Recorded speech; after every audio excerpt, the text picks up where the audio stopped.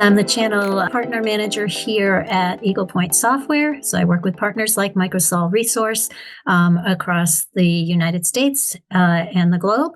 But let's talk a little bit about who Eagle Point Software is first. We have been in business for a little over 40 years now. Eagle Point Pinnacle Series is our platform, our e-learning solution, but it goes well beyond just the content within it.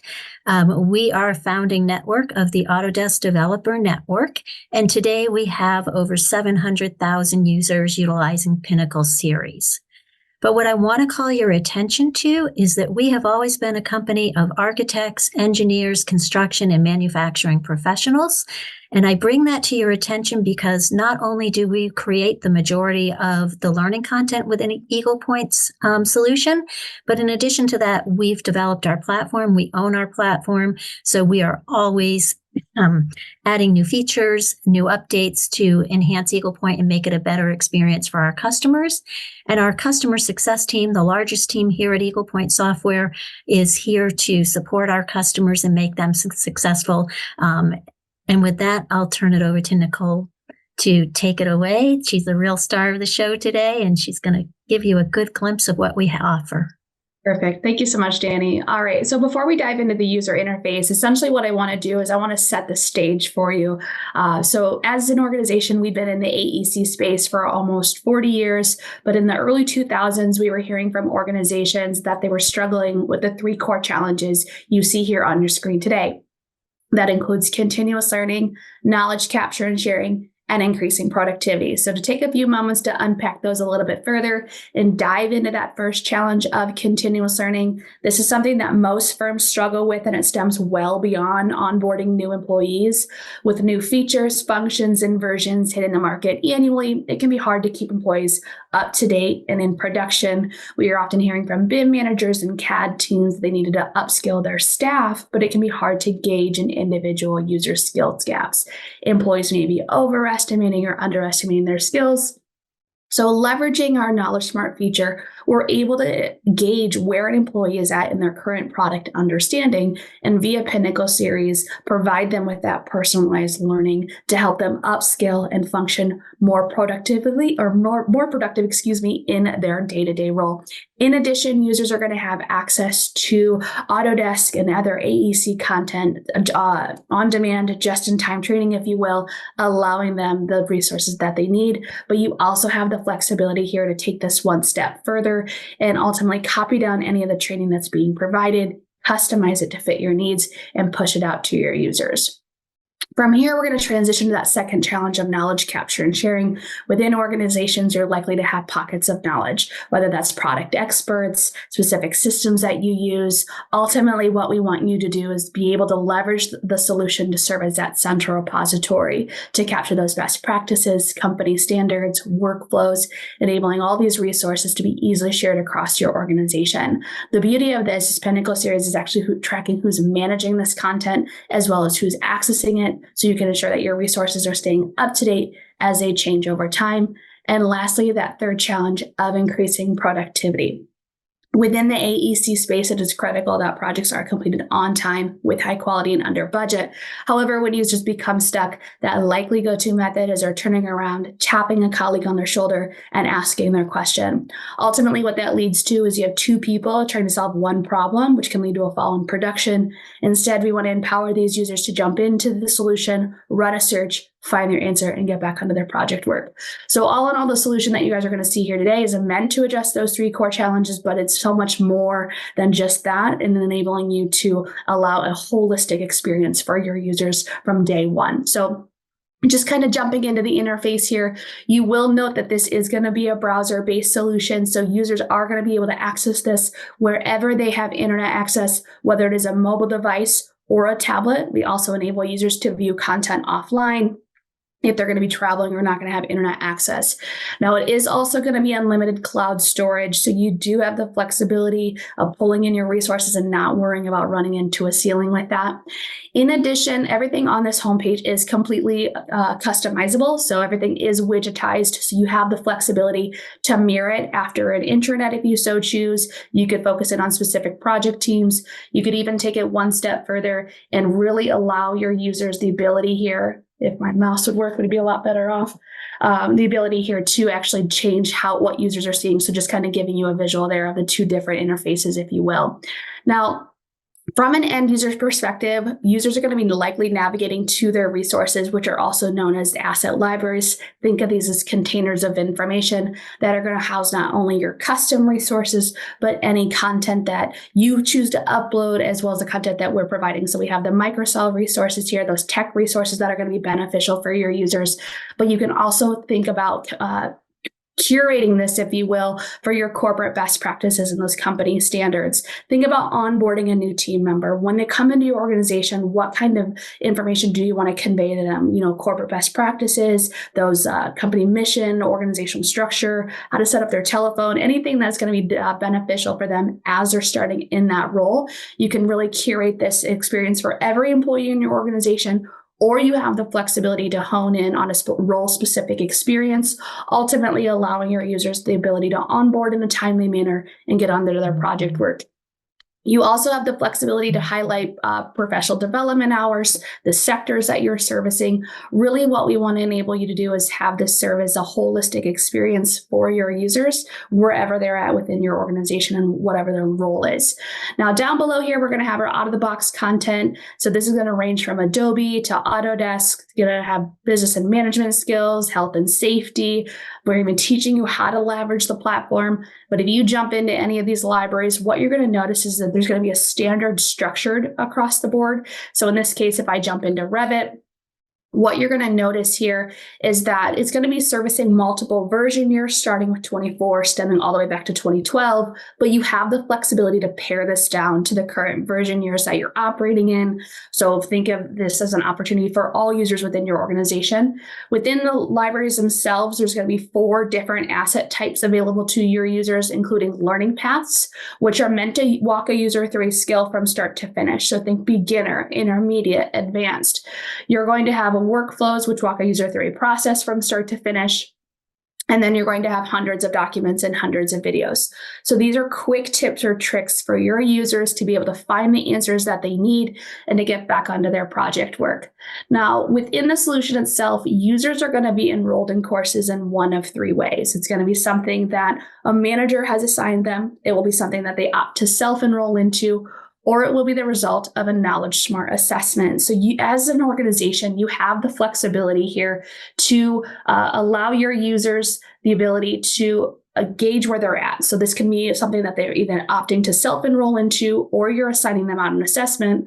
But let's say, for instance, we're going to be wanting to assess an interviewee candidate. We have express assessments in the solution that allow you to gauge where an employee is at in their current product understanding before they even come into your organization.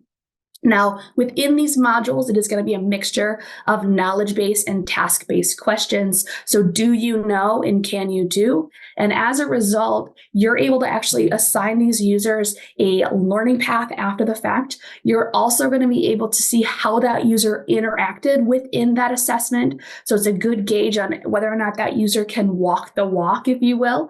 But essentially within this report summary, you can see how this user interacted. You can see what they were asked, how they answered, and you can also see that there are coaching notes. So ultimately what this does is it sets that stage for that interviewee candidate to come in with their new manager to have a conversation to really ensure that they're understanding how they're functioning within this role. Now, you have the ability to take this one step further, and essentially what you can do here is you can download all of your assessment content to a Power BI analysis dashboard. And from there, what you're going to be able to do is dive deeper into how that user is essentially their proficiency level.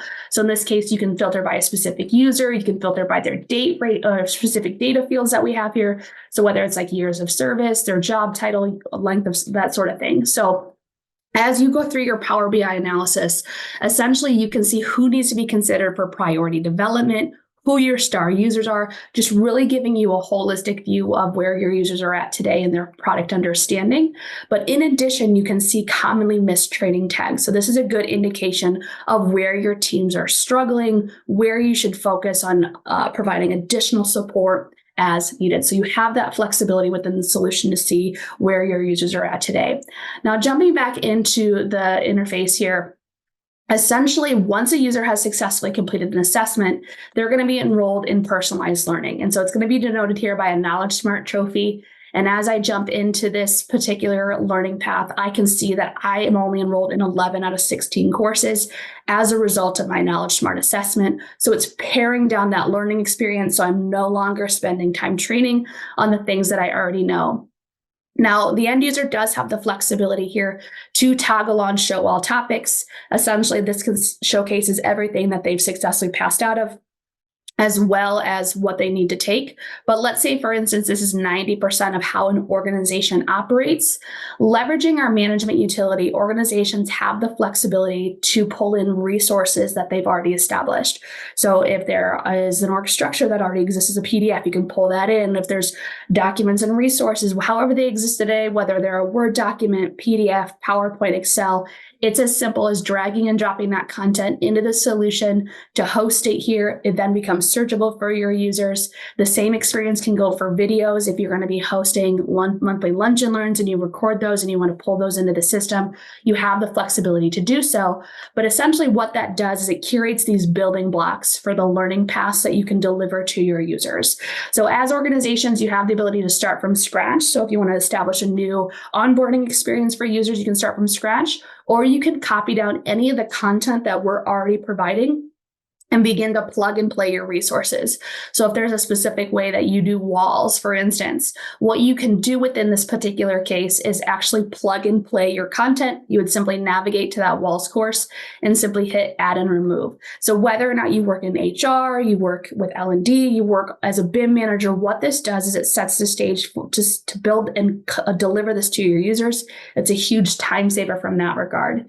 Now, in addition, there is that flexibility to assign out the assessments to interviewee candidates as well as current employees within our management utility. Essentially, anything that is going to be denoted here with a KnowledgeSmart trophy is something that has a personalized learning path mapped to it. And then you only need that name and that email for that interviewee candidate, or you can push it out to current employees. But essentially what this allows for is you to set an expiration date for that assessment, for that learning. And then from there, you can also take it one step further and establish thresholds. And so what those thresholds essentially allow for is, as an organization, you can determine proficiency levels. So let's say, for instance, an 80 or above is considered proficient in that particular project or product, Essentially, that means that that user is not going to be assigned any learning. The same thing goes if a user scores below a 30, it's going to ensure that they're taking all that learning because it is determined that they need to be upskilled in that area to function efficiently. Same thing goes for like learning paths. You can assign out anything that you've created, giving you that flexibility. And you can also establish auto enrollments so you don't have to continuously come into the solution to do so.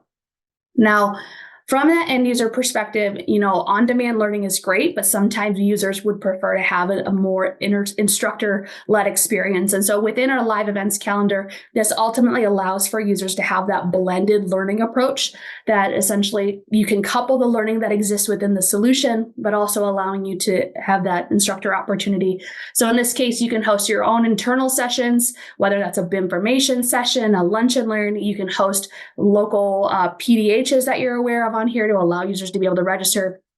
But essentially, when we talk about coupling learning with this live events calendar, essentially you would establish it as a prerequisite. And basically the system's going to recognize that that user has not completed that learning. And once they do, it'll allow them to register. And then you have the flexibility to pre-survey and post-survey your users, getting those lunch metrics. You can ask them if they want ham, turkey, or roast beef upon registering. And then you can post-survey them if they found that vendor helpful or whatever your case may be. But the beauty of this is any of the sessions that are being held, they're going to be recorded and they're going to be hosted back here, ultimately allowing users to come out to the calendar, reference any previously held sessions. They can jump into those sessions and watch those recordings as needed.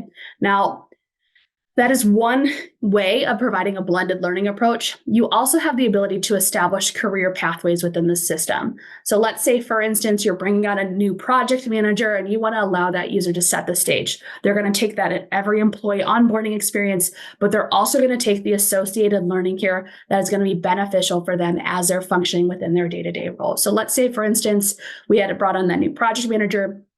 They're going to take this associated learning, and once they've completed that learning, it's going to jump down below here, making it an easier viewpoint, if you will, to see what's left.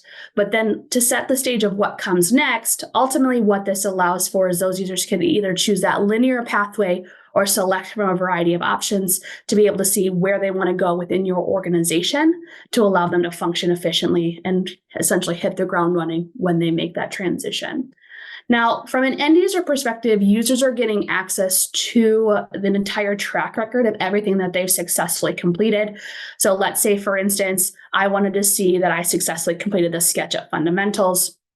I can come out here and I can download a certificate of completion. I'm going to have access to how I did on this quiz, but then I also can export this entire enrollment history to a PDF and submit that to an accrediting body as needed.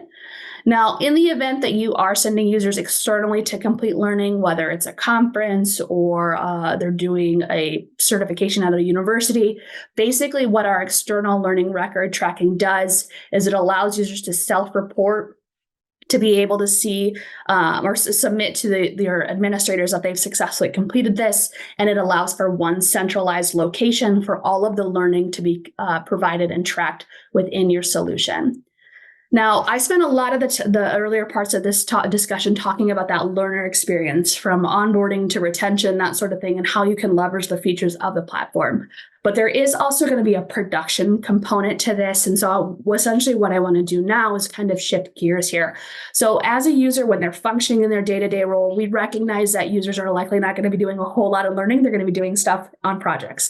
And so let's say, for instance, I'm working on a Revit project. I come out and I become stuck on stairs. I can jump into Pinnacle Series. I can come out and run a search to find my answer. I am no longer going down a Google or YouTube rabbit hole. I'm able to filter by a specific publisher. So whether there's a specific way your organization operates, I can filter by an asset type, or I have the flexibility to search by a specific version, year, and product that I'm currently leveraging. So I'm going to go ahead and do 2023 for Revit just for today's discussion.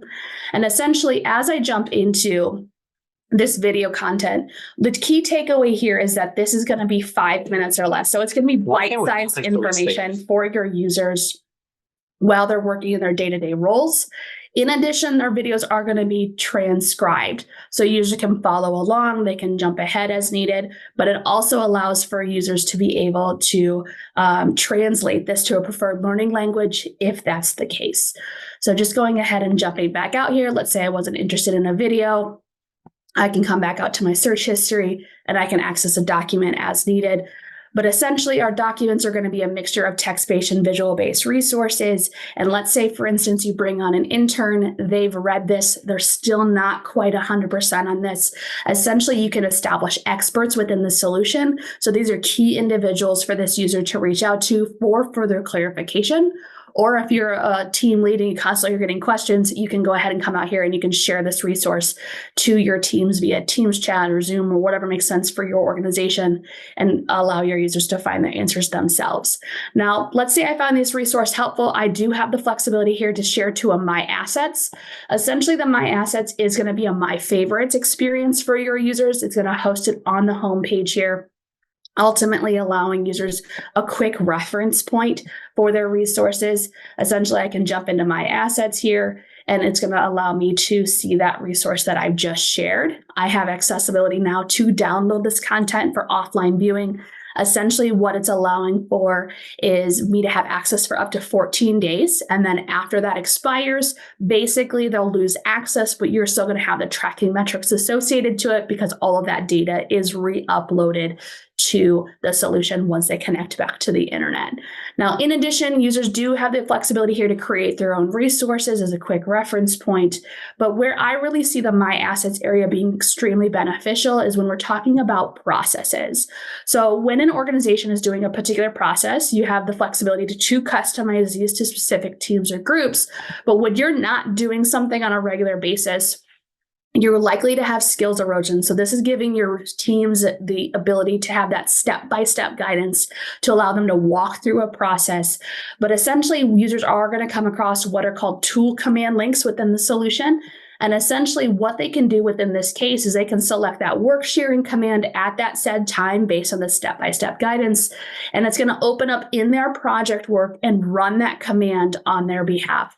So this is going to be a really powerful opportunity for users that are new to a specific process or not as familiar with your command-driven, really allowing them to the functionality within the solution to do things correctly the first time, allowing them to function efficiently and reducing that rework.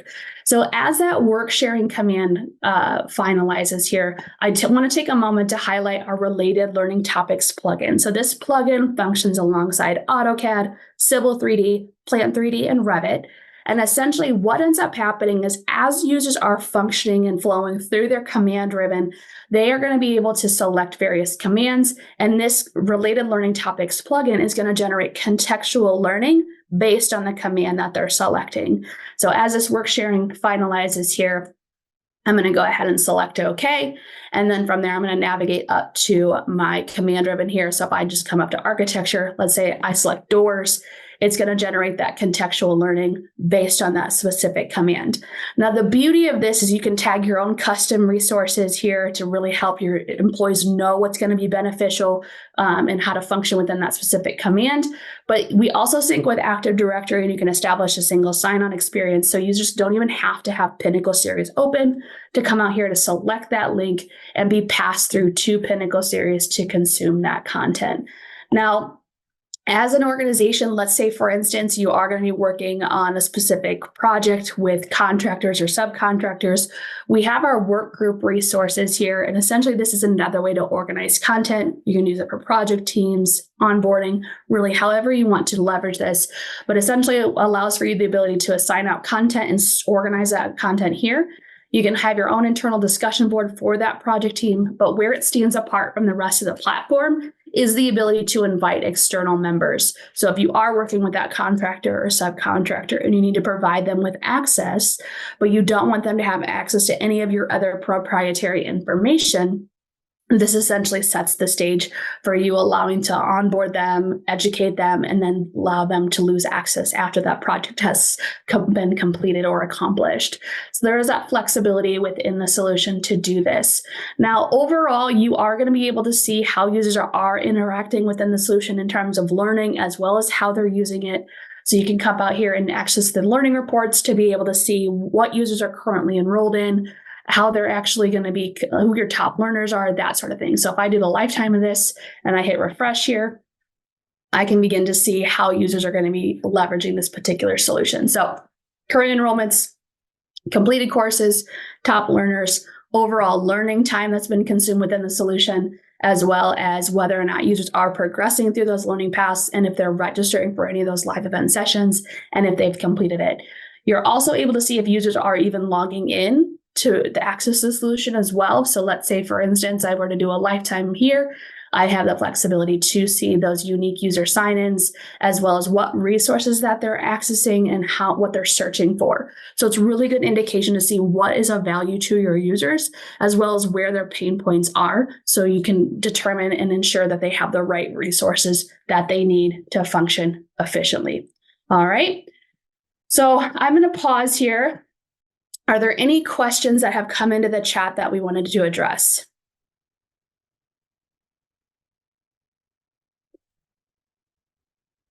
I'm not seeing any questions right now, Nicole. All right. So let's just jump back into our slide deck here and talk a little bit more about what's included with a standard subscription. Danny, did you want to talk up to this point? Sure, absolutely.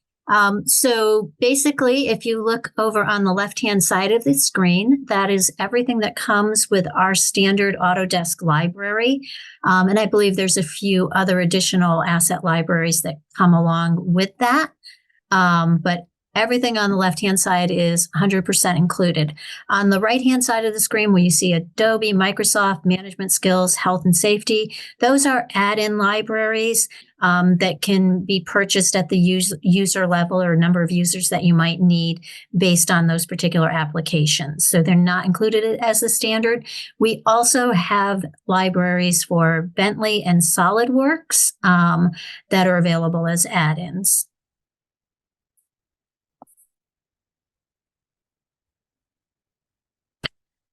Nicole, I do see a question that came in.